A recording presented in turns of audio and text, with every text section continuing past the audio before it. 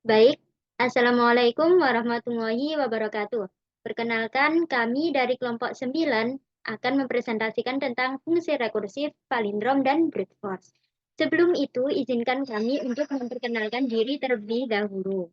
Eh, Perkenalkan, saya Dina Lulul Karimah dengan NIM akhir 1009 dan teman saya.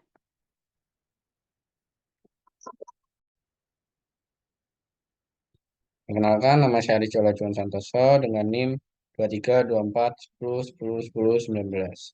Dan teman saya, Perkenalkan, nama saya Almas Fazara Dinasian dengan NIM 232410101058. pertama-tama kita perlu tahu pengertian fungsi rekursif itu apa. Fungsi rekursif adalah jenis fungsi yang melakukan perulangan dengan mengacu pada dirinya sendiri. Dalam kata lain, fungsi ini memanggil dirinya sendiri secara berulang-ulang dalam proses pengolahan data atau pemanggilan fungsi. Ini seperti memiliki cermin yang terus-menerus memantulkan dirinya sendiri. Ciri-ciri fungsi rekursif yang pertama, ya, yang juga merupakan salah satu ciri khas dari fungsi rekursif, yaitu ia memuat definisi dirinya sendiri di dalam tubuh fungsinya. Yang kedua, fungsi rekursif melakukan pemanggilan pada dirinya sendiri di dalam tubuh fungsinya. Yang ketiga, proses perulangan dalam fungsi rekursif terjadi secara berulang-ulang, di mana fungsi tersebut akan terus memanggil dirinya sendiri sampai mencapai base case. Kemudian ada palindrom. Palindrom sendiri dapat diartikan sebagai sebuah kata, frasa, angka, maupun susunan lainnya yang dapat dibaca dengan sama, baik dari depan maupun belakang. Contohnya, kata, malam, radar, ada, kasurusa, dan juga angka, seperti 1001, 212, 808, dan lain-lain. Kemudian kita memiliki sebuah percobaan yang berisi 7 dikali 5 diartikan dengan penjumlahan 5 sebanyak 7 buah. Selanjutnya, nilai 5 dapat dikelompokkan sebagai 5 ditambah 5 sebanyak 6 kali. Nah, yang pertama, periksalah apakah perkalian bisa diselesaikan secara rekursif. Memiliki base case, recursive case, dan apakah dengan menerapkan recursive case berkali-kali bisa menuju base case. Nah, tentunya perkalian memiliki base case, yaitu ketika dikalikan dengan 0, maka hasilnya akan selalu 0. Yang kedua, desain dan implementasikan algoritma kali dengan parameter A dan B untuk menghitung A dikali B secara rekursif. Kita akan mencoba menyelesaikan masalah ini di Visual Studio Code.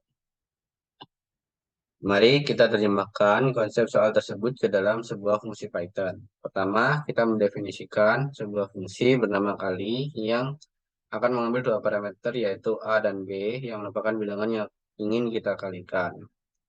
Kemudian kita melakukan pengecekan apakah salah satu dari kedua parameter yaitu A dan B adalah 0. Jika salah satu atau keduanya 0, maka hasil perkalian pasti 0. Sehingga kita langsung membalikan nilai 0.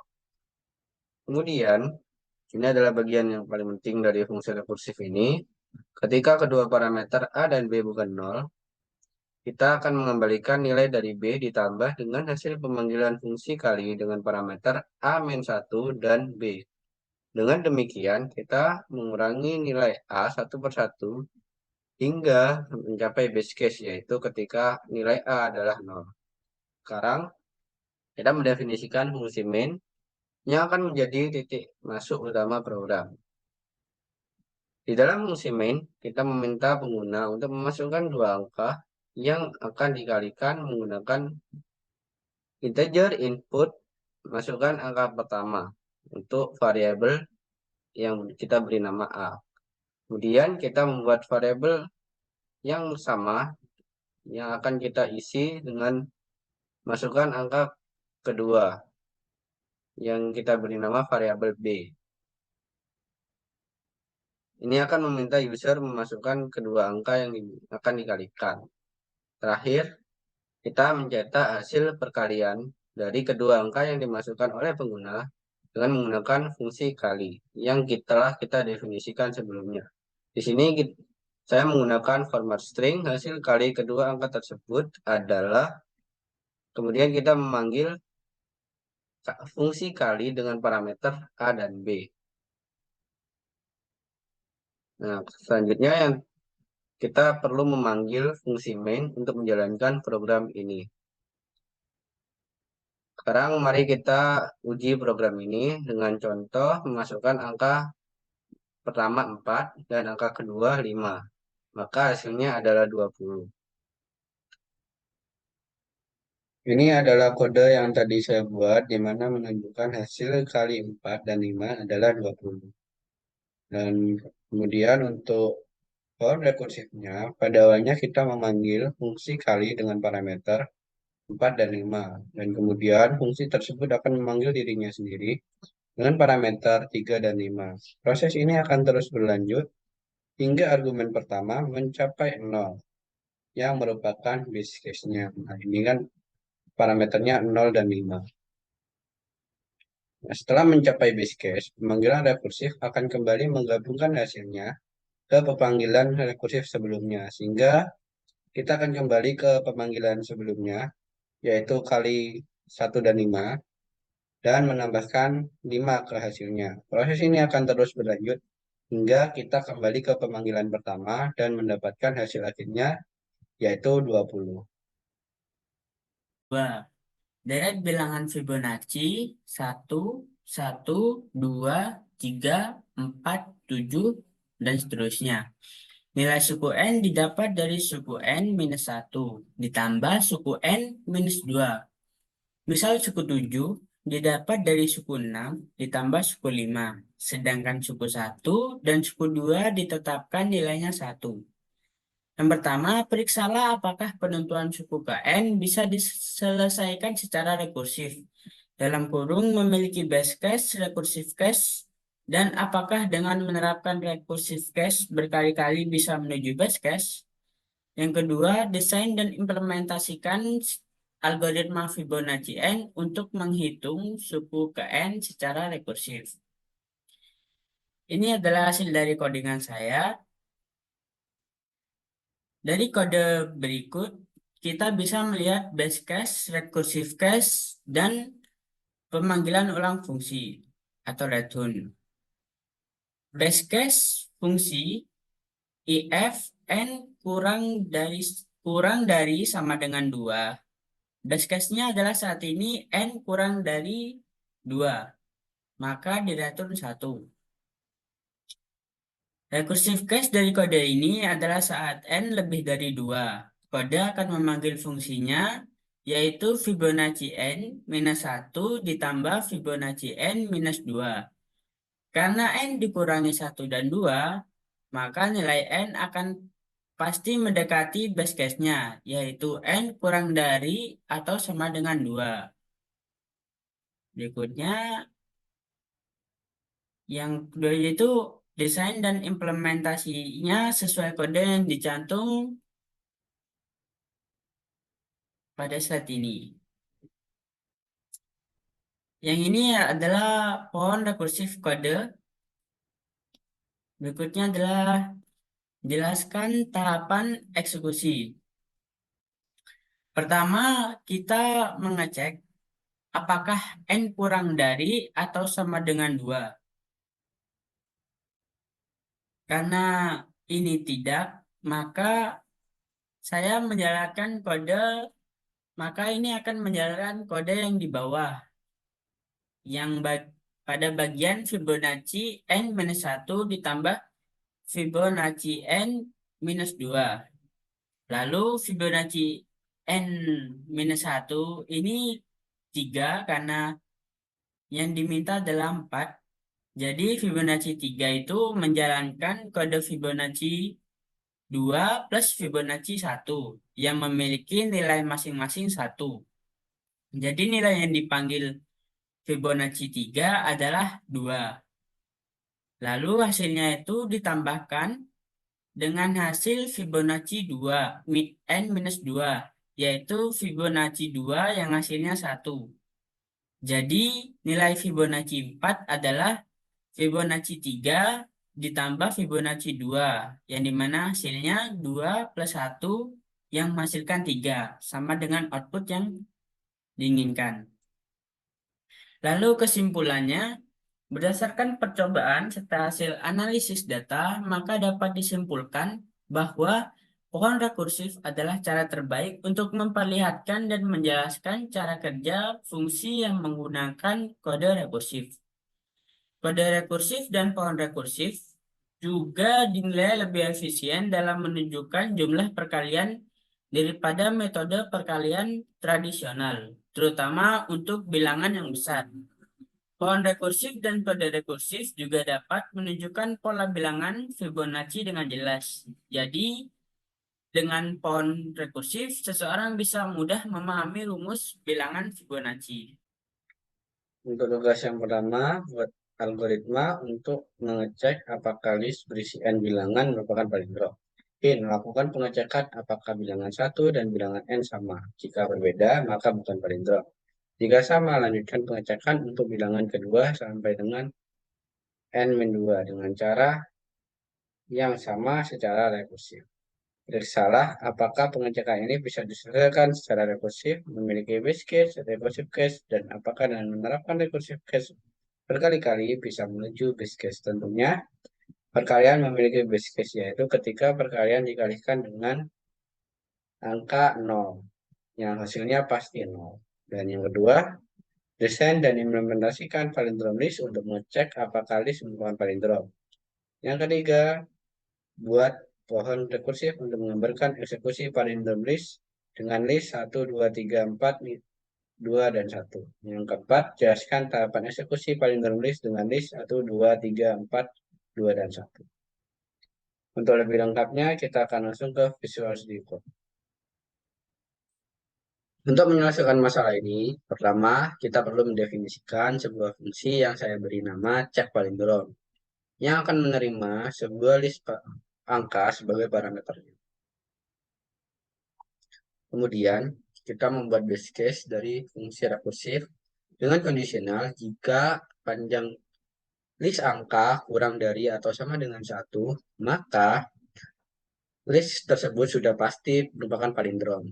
Dan kemudian untuk rekursif case-nya, jika elemen pertama dari list angka yaitu indeks 0 sama dengan elemen terakhirnya yaitu indeks min 1, maka kita akan mengembalikan nilai dengan memanggil fungsi cek palindrom dengan parameter angka indeks pertama dan indeks terakhir. Yang berarti kita menghilangkan elemen pertama dan elemen terakhir dari list dan melakukan pengecekan secara rekursif. Dan jika elemen pertama dan terakhir tidak sama, maka akan mengembalikan nilai false. Kemudian, kita perlu membuat sebuah fungsi bernama main yang akan meminta pengguna untuk memasukkan list bilangan menggunakan input. Dan di sini saya meminta pengguna memasukkan list angka yang dibutuhkan dengan meminta user memisahkan list menggunakan spasi. Ini akan memudahkan saya dalam membuat sebuah list dari inputan yang dimasukkan user. Masukkan list bilangan, pisahkan dengan spasi. Dan untuk mengkonversi inputan menjadi list, saya menggunakan metode split yang akan memisahkan setiap string angka menjadi list. Kemudian, kita akan mengkonversi list yang berisi string angka tersebut menjadi list bilangan bulat dengan menggunakan perulangan integer 6 for 6 in angka. Setelah itu, fungsi akan memanggil cek palindrom dengan kondisional if, dan saya akan menuliskan pesan jika inputan yang dimasukkan merupakan palindrom, maka akan muncul list adalah palindrom. Dan jika inputan yang dimasukkan bukan merupakan palindrom, maka fungsi ini akan menuliskan list bukan palindrom. Nah, saya menggunakan metode print untuk menuliskan pesan tersebut. Dan yang terakhir, kita perlu memanggil fungsi main untuk menjalankan program ini. Nah, sini bisa kita coba dan masukkan angka 1, 2, 3, 4, 2, 1. Dan ternyata di situ bukanlah palindrom.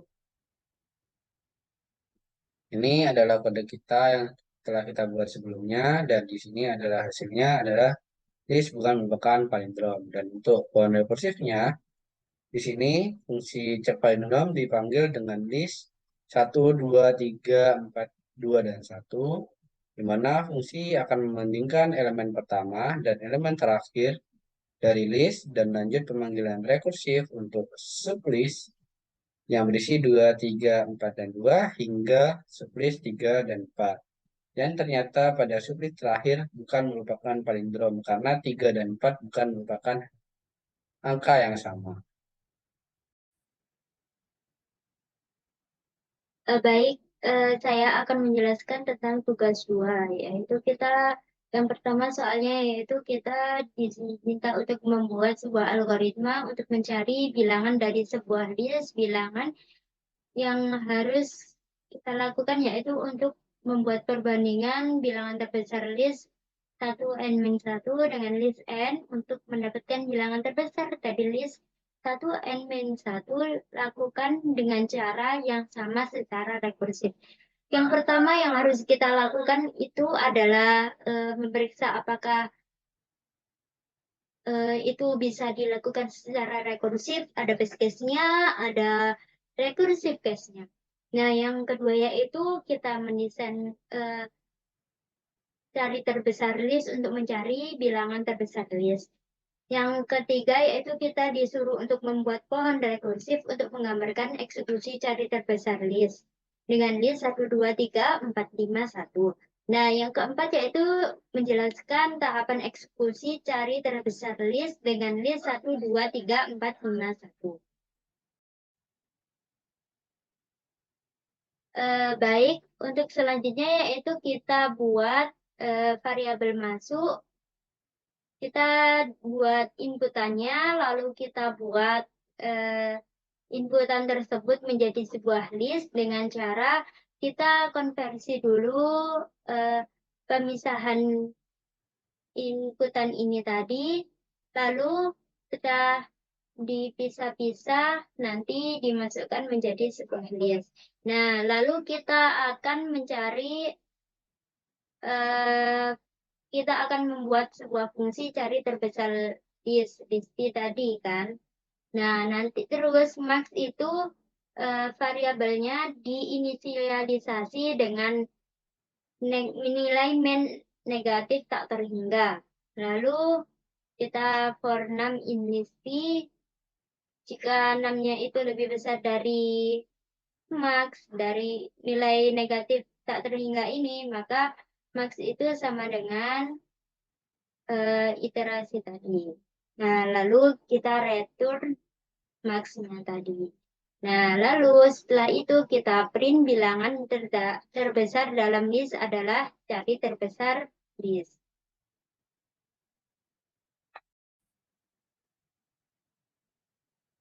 Baik, saya akan menjelaskan tentang pohon rekursifnya. Nah, itu tadi kan ada 6 panjang list. Nah, itu kan tadi kan ada 6 panjang list. Nah, ada 1, 2, 3, 4, 5, 1. Nah, itu dibandingkan antara 1 dan 2. Besar mana? Nah, masih besar 2. Jadi ini yang 1 enggak diambil. Jadi langsung 2, 3, 4, 5, 1. Nah, lalu dibandingkan lagi 2 dan 3. Nah, kita ternyata dapat 3. Berarti nanti tinggal 3, 4, 5, 1. Lalu dibandingkan lagi 3 dan 4. Akhirnya dapat 4. Jadi 4, 5, 1. Lanjutnya dibandingkan lagi antara 4 dan 5. Ternyata lebih besar 5. Maka jadi 5 dan 1. Terus dibandingkan lagi antara 5 dan 1. Ternyata lebih besar 5. Jadi yang nilai terbesar adalah 5. Tuh.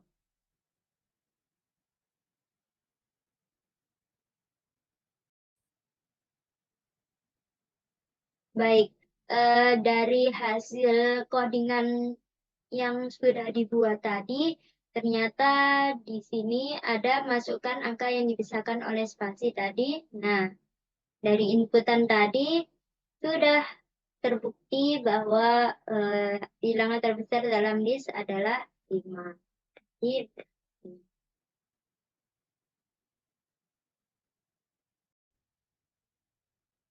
Brute force. Brute force merupakan pendekatan langsung atau straightforward untuk memecahkan suatu persoalan. Brute force bukan merupakan algoritma, namun merupakan pola pikir untuk memecahkan suatu masalah. Ciri-ciri brute force sebagai berikut. Yang pertama, mencoba semua solusi yang mungkin secara sistematis. Yang kedua, membutuhkan banyak waktu dan sumber daya komputasi. Yang ketiga, tidak selalu efektif untuk permasalahan yang kompleks. Dan yang terakhir adalah cara yang digunakan mudah dipahami dan terus terang.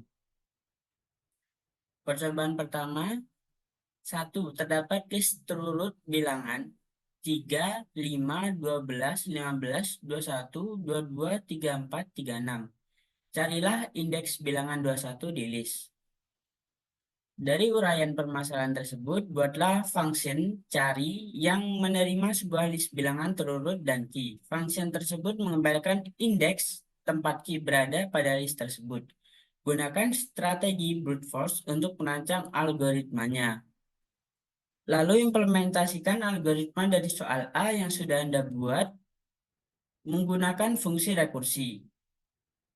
Lalu untuk selanjutnya adalah untuk inputan bilangan dan key seperti yang ada di soal, berapakah iterasi yang dibutuhkan untuk menemukan posisi key. Sedangkan untuk versi fungsi rekursinya, berapa pemanggilan fungsi rekursi sampai key ketemu. Selanjutnya, apakah ada cara untuk mengurangi jumlah iterasinya? Dan yang diberikan, jika Anda ingin mencari arti kata tertentu di kamus, Anda tidak perlu mencari kata tersebut berurutan dari awal, tapi Anda bisa langsung membelah kamus di tengah. Jika yang Anda cari kurang dari kata yang di posisi tengah, maka Anda bisa melakukan hal sama di belahan kiri. Sebaliknya, jika katanya lebih dari kata di posisi tengah, maka Anda bisa melakukan hal yang sama di sebelah kanan. Buatlah fungsi versi iteratif dan rekursifnya. Dan yang terakhir, gunakan program D untuk mencari posisi 21 di list. Berapakah iterasi yang dibutuhkan sampai nilai 21 ketemu? Hasilnya adalah sebagai berikut hasil codingan yang saya buat. Pada hasil codingan ini akan menghasilkan output 4.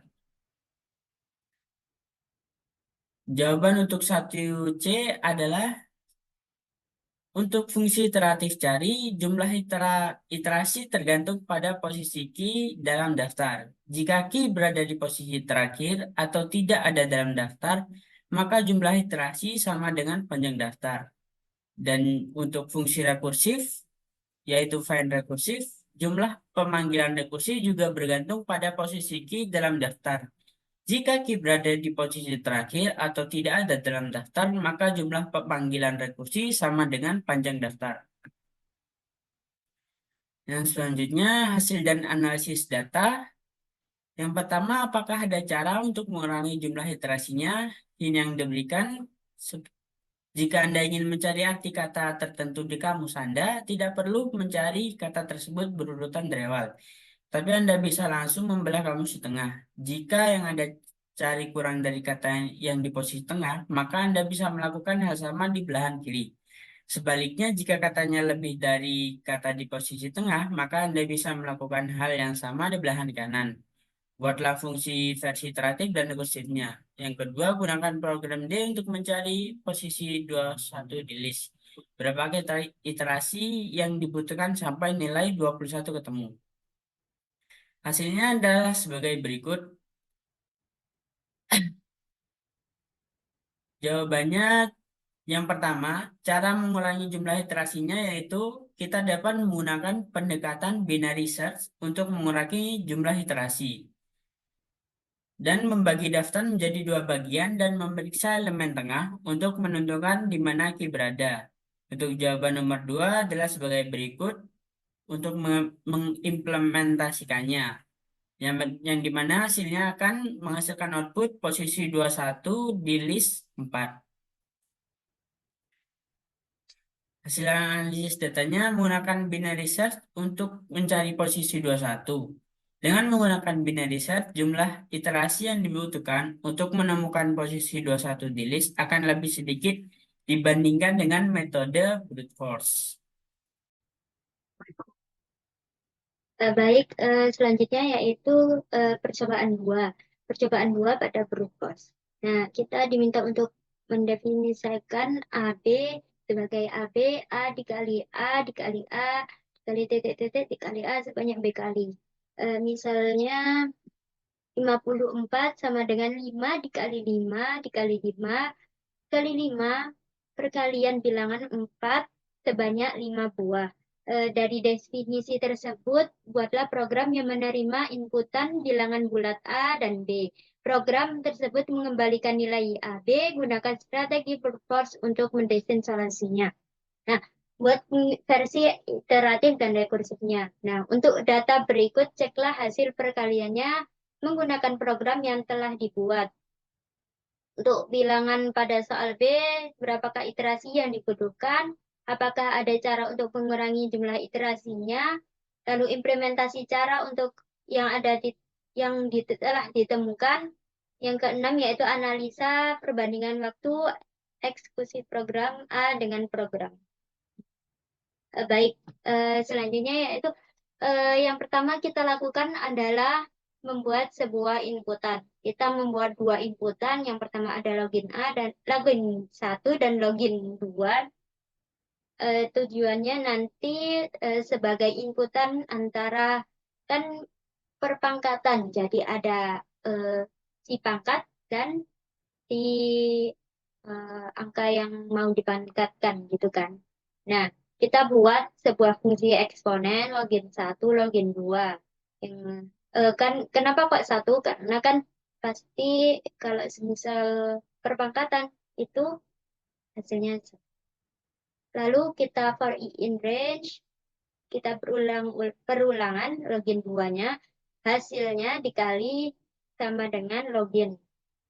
Nah, kita return hasilnya, lalu kita keluarkan eksponen login 1 dan login 2.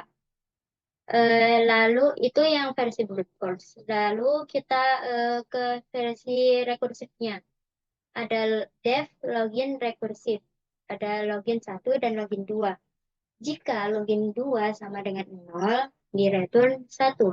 Tapi jika tidak, maka di return login 1 dikali login rekursif. Login 1, login 2 dikurangi 1.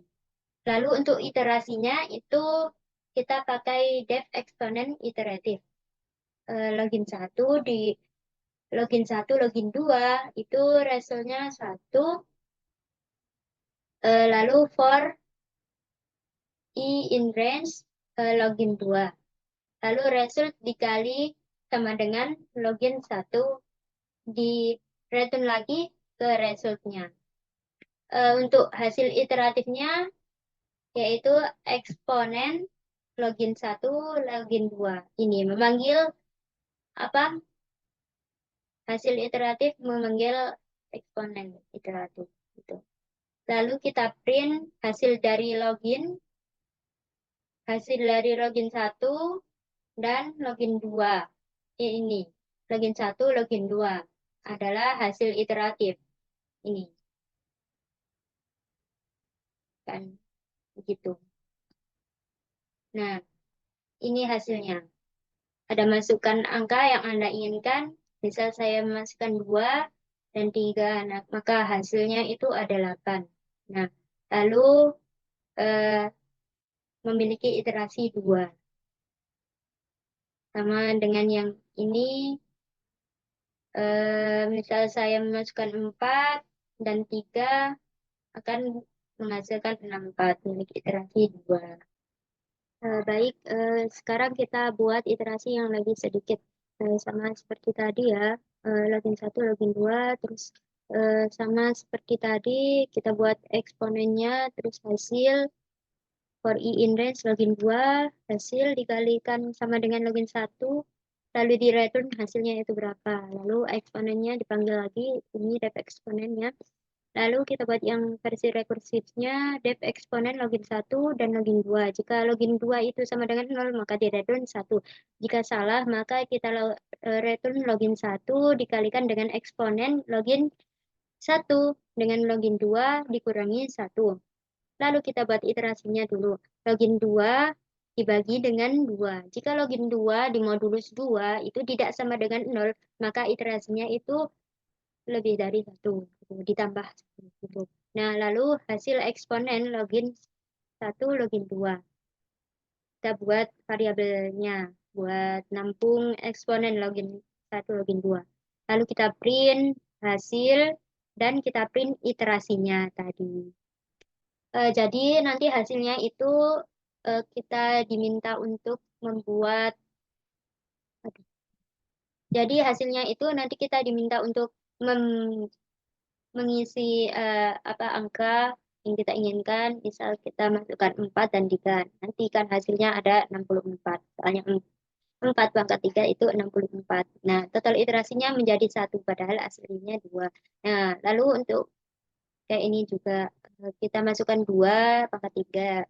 Itu nanti hasilnya 8. Total iterasinya cuma 1. Jadi untuk waktunya tentunya antara rekursif antara kode yang tadi yang awal dengan kode yang sekarang itu lebih pendek gitu. Baik, dari penjelasan brute force tadi, berdasarkan hasil dan analisis tadi, kode brute force itu sebenarnya lebih mudah dipahami. Akan tetapi memunculkan kode-kode yang banyak dan sangat kompleks. Nah, brute force sendiri itu merupakan metode penyelesaian masalah yang masalahnya itu dicoba semua gitu loh. Jadi dicoba satu-satu gitu.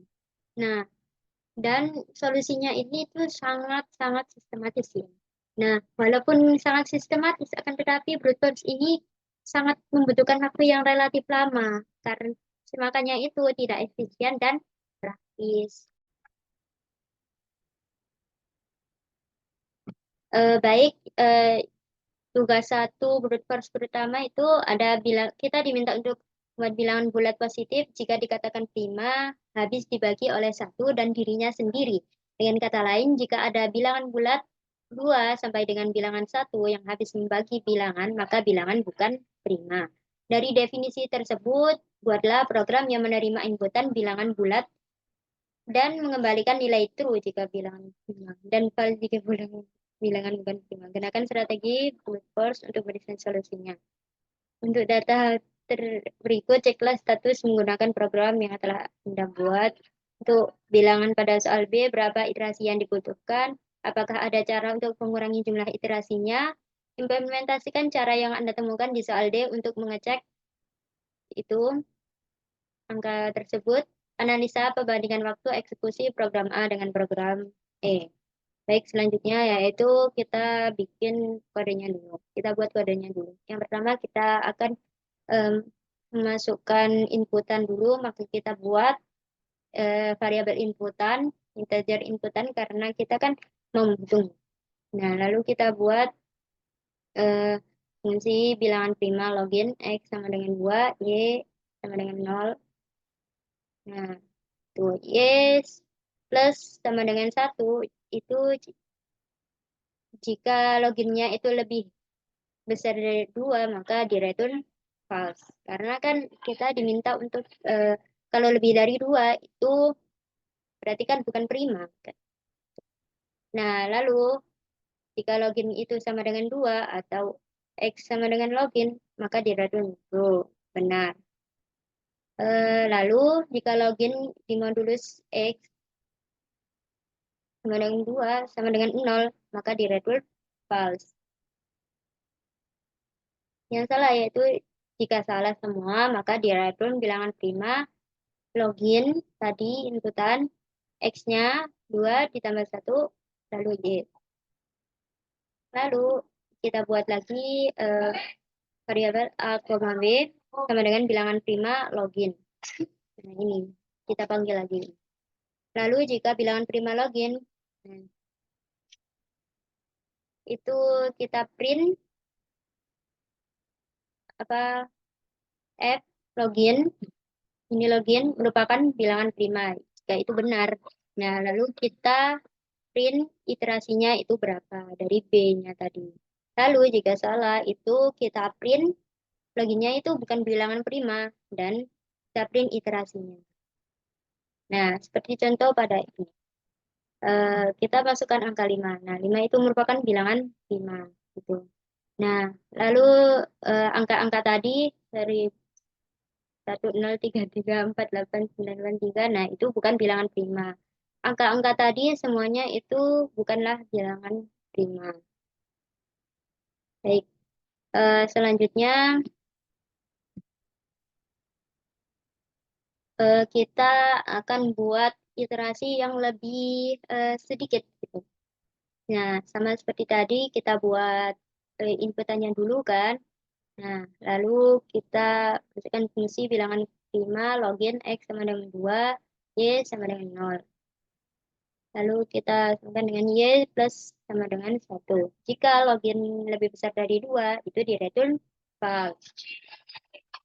Jika login sama dengan 2 atau X ini sama dengan login, maka di return true. Jika X lebih besar dari integer login dipangkatkan dengan 0,5 ditambah 1, maka di return true. Dan jika login modulus X sama dengan 0, maka di return false. Jika salah, maka kita apa? Kita panggil lagi bilangan prima dengan perbedaan X-nya itu ditambah 1. Lalu bilangan prima kita buat lagi kayak tadi bilangan prima login, terus jika bilangan prima login itu merupakan bilangan prima, lalu jika benar maka kita print login itu merupakan bilangan prima. Terus lalu kita print iterasinya juga. Jika salah maka kita print bilangannya itu bukan bilangan prima gitu. Terus juga kita print iterasinya juga. Nah, ini seperti contoh 10.023 merupakan bilangan prima dan memiliki iterasi 6. Nah, di contoh yang ini 5 kan merupakan bilangan prima, memiliki iterasi 3. Nah, kayak ini juga merupakan memiliki iterasi 2. Nah, selanjutnya yaitu kita bandingkan antara waktu 1 dengan waktu yang selanjutnya yaitu. Nah, untuk mengetahuinya kita itu butuh untuk time. Nah, setelah kita buat variabel ya, variabel start time dan akhir time. Nah, lalu kita masukkan time it dan default timer untuk men-set waktunya. Nah, nanti untuk durasinya itu akhir time ini variabel akhir time dikurangi dengan start time. Nanti langsung di print durasinya berapa detik. Sama kayak tadi, ini inputan yang kedua ya, yang iterasinya lebih sedikit. Tadi iterasi yang lebih banyak. Nah, itu ada start time, buat variabel start time lagi, lalu masukkan time it, dan default timer untuk men-set waktunya. Lalu akhir time it, default timer lagi. Lalu untuk durasinya itu, akhir time tadi dikurangi dengan start time. Lalu di print durasi. Nah, ini hasilnya. Nah, 13 kan merupakan bilangan prima, memiliki iterasi 12. Nah, durasinya itu 3, sekian detik. Nah, itu pas menggunakan iterasi yang lebih panjang. Nah, jika kita menggunakan iterasi yang lebih singkat, maka durasinya lebih sedikit, cuma 0, sekian detik. Tugas 2, perkalian antara dua bilangan positif A dikali B didefinisikan sebagai A dikali B sama dengan B tambah B sebanyak A. Misal 5 dikali 4 sama dengan 4 ditambah 4 ditambah 4 tambah 4 tambah 4. Penjumlahan bilangan 4 sebanyak 5 buah. Maka dari itu diminta A dari definisi tersebut buatlah program yang menerima inputan bilangan bulat, bilangan 1, dan bilangan 2. Program tersebut mengembalikan nilai bilangan 1 dikali bilangan 2. Gunakan strategi brute force untuk mendesain solusinya. Untuk B, untuk data berikut, ceklah hasil perkaliannya menggunakan program yang telah ada. Buat 34521 dikali 48763. Yang selanjutnya 298764 dikali 233912. Yang selanjutnya 980239 dikali 123498. Yang C, untuk bilangan pada soal B, berapakah iterasi yang dibutuhkan? Yang D, apakah ada cara untuk mengurangi jumlah iterasinya? Hint yang diberikan, untuk menghitung 8 kali 7, Anda tidak perlu menghitung 7 tambah 7 sebanyak 8 buah. Bisa diganti menambahkan 14 tambah 14 sebanyak 4 buah. E, implementasikan cara yang Anda temukan di soal D untuk mengecek 34521 dikali 48763. Yang selanjutnya 298764 dikali 233912. Yang selanjutnya 980239 dikali 123498.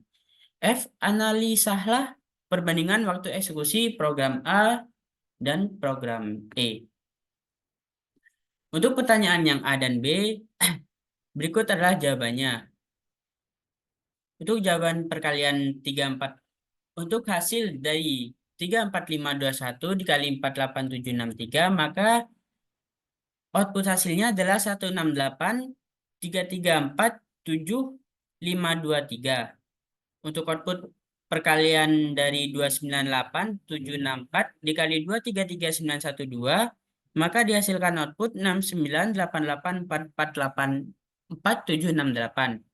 Dan untuk perkalian 9800239 dikali 123498, maka dihasilkan output 121057556022. Untuk pertanyaan yang C, yaitu berapakah iterasi yang dibutuhkan? Maka iterasi yang dibutuhkan yaitu dari perkalian 34521 dikali 48763, hasil output yang dikeluarkan yaitu membutuhkan iterasi sebanyak 34521. Untuk perkalian 298764 dikali 233912, maka dihasilkan output iterasi yang dibutuhkan yaitu 298764.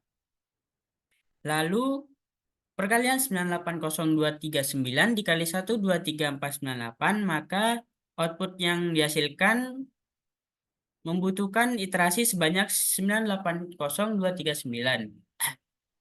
Untuk pertanyaan D dan E, apakah ada cara untuk mengurangi iterasinya? Ada. Ini adalah kode untuk mengurangi jumlah iterasinya. Yang dimana output yang dihasilkan sebagai berikut. Untuk perkalian 34521 dikali 48763, maka iterasi yang dibutuhkan sebanyak 17261. Dan untuk perkalian 298764 dikali 233912, maka iterasi yang dibutuhkan sebanyak 116956. Dan untuk iterasi 980239 dikali 123498, maka iterasi yang dibutuhkan sebanyak 61749. Untuk pertanyaan yang F, yaitu analisalah perbandingan waktu eksekusi program A dengan program E. Berikut adalah codingannya. Dan untuk perbandingan waktunya adalah sebagai berikut, yaitu 0,0550956 yang dimana lebih cepat untuk program yang E. Dan untuk tugas 3 di sini ada string matching yang merupakan proses untuk mencari posisi pattern tertentu di sebuah string. Di mana gambar 4 menunjukkan proses string matching dengan teks nobody notice him dan pattern not. Dari uraian permasalahan tersebut, buatlah program yang menerima inputan bilangan bulat, teks, dan pattern. Program tersebut mengembalikan indeks posisi ditemukannya pattern di teks menggunakan strategi brute force seperti yang ditunjukkan di gambar 4. Dan kedua, untuk data berikut, carilah posisi pattern 165 di string yang ada. Dan untuk yang ketiga, untuk teks dan pattern pada soal B, berapakah iterasi yang dibutuhkan. Yang keempat, jelaskan algoritma Bayes-Moore untuk string matching. Yang kelima, jelaskan kelebihan algoritma Bayes-Moore dengan pendekatan brute force. Yang keenam, gunakan algoritma Bayes-Moore untuk melakukan hal yang sama dengan soal B. Untuk menyelesaikan masalah ini, mari kita ke Visual Studio Code. Di sini, kita akan membuat sebuah algoritma pencarian pola atau pattern matching dalam sebuah teks menggunakan metode brute force. Pertama, kita meminta pengguna untuk memasukkan teks dengan menggunakan input dengan perintah masukkan teks Anda yang akan disimpan dalam variabel bernama teks. Dan sama, saya juga membuat sebuah variabel bernama pattern yang akan meminta input berupa pattern yang saya beri perintah masukkan pattern Anda. Kemudian, kita juga perlu mendeklarasikan sebuah variabel yang saya beri nama M yang akan diisi dengan panjang pattern yang akan digunakan dalam iterasi-iterasi berikutnya. Kita juga perlu mencetak teks yang dimasukkan oleh pengguna untuk menjadi penanda. Lalu, kita membuat loop untuk melakukan pencarian pola dalam teks. Kita melakukan iterasi sebanyak panjang teks. Kemudian pada setiap iterasi, kita memeriksa apakah potongan teks yang sama panjangnya dengan panjang pola teks indeks I banding I plus M, serta sama dengan pola yang dimasukkan pengguna. Jika iya, itu berarti kita menemukan pola dalam teks. Jika pola ditemukan, kita keluar dari loop dengan menggunakan break. Kemudian, kita juga perlu membuat sebuah print yang akan ditampilkan atau dicetak di dalam terminal. Jika pada iterasi tersebut tidak ditemukan pola. Ini mencetak pesan yang menunjukkan iterasi keberapa yang sedang dilakukan dan pola yang sedang diperiksa. Pesan ini akan terus-menerus ditampilkan sampai ditemukan pola yang sama. Kemudian, setelah keluar dari loop, kita juga perlu untuk mencetak indeks di mana pola ditemukan. Di sini saya menggunakan print format string pattern ditemukan di indeks ke I.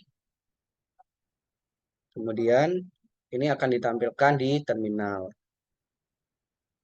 Dan lalu kita juga perlu untuk menampilkan atau mencetak jumlah iterasi yang dilakukan sama seperti sebelumnya. Saya juga menggunakan format string. Iterasi dilakukan sebanyak I ditambah 1 kali. Nah, ini juga akan ditampilkan di terminal. Kemudian, kita juga perlu jalankan dan coba masukkan list. Nah, kemudian juga masukkan pattern.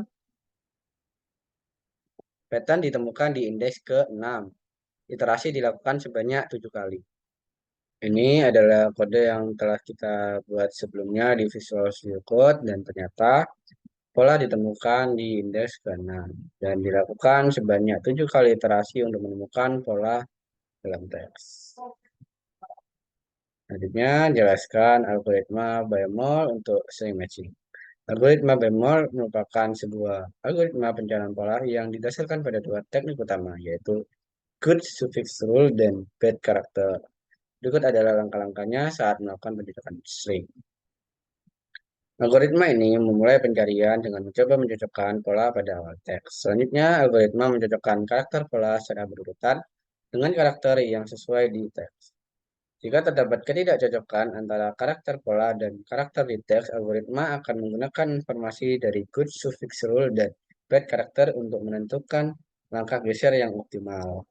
Dan yang terakhir, proses pencocokan akan diulangi sampai seluruh pola telah dicocokkan atau pola telah mencapai ujung teks. Selanjutnya, Jelaskan kelebihan algoritma Barrymore dengan pendekatan brute force. Cara kerja algoritma Barrymore dengan pendekatan brute force. Algoritma ini secara sistematis membuat daftar semua kemungkinan solusi. Setiap solusi dievaluasi satu persatu dan solusi terbaik disimpan. Dan saat pencarian solusi selesai, solusi terbaik dapat dilihat atau digunakan. Dan untuk kelebihan algoritma Barrymore dengan pendekatan brute force, algoritma ini dapat mengeksekusi dalam waktu yang lebih efisien dibandingkan dengan metode brute force biasa. Yang kedua, memiliki pergerakan pola yang cenderung sedikit dan kode yang relatif sederhana dan mudah dimengerti dibandingkan algoritma lain. Selanjutnya, untuk penyelesaian masalah dengan menggunakan algoritma Barrymore untuk soal B akan dilakukan di Visual Studio Code. Di sini kita akan menggunakan algoritma Barrymore untuk pencarian pola pattern matching dalam sebuah teks. Pertama, kita meminta pengguna untuk memasukkan teks dengan menggunakan metode input dan perintah masukkan teks Anda yang akan disimpan dalam variabel yang saya beri nama teks. Kemudian, sama seperti sebelumnya, saya membuat variabel bernama pattern yang berisikan metode input dan perintahnya yaitu masukkan pattern Anda. Kemudian, kita juga perlu untuk mendeklarasikan sebuah variabel yang saya beri nama panjang teks, di mana variabel ini akan berisi panjang pattern yang akan digunakan di dalam iterasi berikutnya. Kemudian kita juga perlu mencetak teks yang dimasukkan oleh pengguna sebagai penanda. Kemudian, kita juga perlu membuat sebuah function dengan 3 parameter, di mana parameter pertama yaitu awal. Parameter ini menunjukkan posisi awal dari potongan teks yang sedang diperiksa. Saat fungsi pertama kali dipanggil, nilai awal pasti 0. Yang nilai awal akan bertambah setiap kali fungsi dipanggil secara rekursif. Yang kedua, panjang teks. Parameter ini menunjukkan panjang pola yang dicari dalam teks. Kemudian yang terakhir, indeks. Parameter ini menunjukkan indeks dan jumlah spasi yang akan ditambahkan di depan setiap pola. Kemudian di dalam fungsi pola, kita memeriksa apakah potongan teks pada fungsi pola, yaitu teks dengan indeks awal banding panjang teks sama dengan pola yang dimasukkan oleh pengguna. Jika iya, itu berarti kita menemukan pola dalam teks. Dan kita juga akan mencetak sebuah informasi atau pesan yang menunjukkan bahwa pola ditemukan di indeks keberapa pola tersebut ditemukan. Dan kita juga akan mencetak dan menuliskan sebuah pesan yang menunjukkan pola yang dieksekusi menggunakan print untuk menunjukkan pergeseran pola. Dengan saya menggunakan print, spasi dikali dengan indeks yang tadi saya sebut, ditambah dengan pattern, di mana ini akan tampil di terminal terus-menerus jika tidak ditemukan pola. Kemudian kita juga perlu memanggil pola ditambah dengan semua parameter ditambahkan dengan 1, di mana awal ditambah dengan 1, panjang teks ditambah dengan 1, dan begitu juga untuk indeks ditambah dengan 1. Ini merupakan bagian rekursif dari fungsi pola ini. Nah, kemudian kita juga perlu memanggil fungsi pola dengan parameter awal yang berisikan 0 dan juga parameter panjang teks yang tetap dalam nama variabel panjang teks karena nanti akan diambil dari input dari user. Dan yang terakhir adalah indeks yang diisi dengan 0 juga. Nah, kita jalankan, kemudian kita juga masukkan teks yang diminta, kemudian juga masukkan pattern. Kemudian kita dengan, nah, pola ditemukan di indeks ke-6. Dan ini adalah kode yang telah kita buat sebelumnya dengan menggunakan algoritma Barrymore dengan menggunakan pendekatan brute force, di mana hasilnya sama seperti brute force biasa, yaitu pola ditemukan di indeks ke-6. Namun, di sini lihat kode lebih sederhana dan mudah dipahami dibandingkan brute force biasa.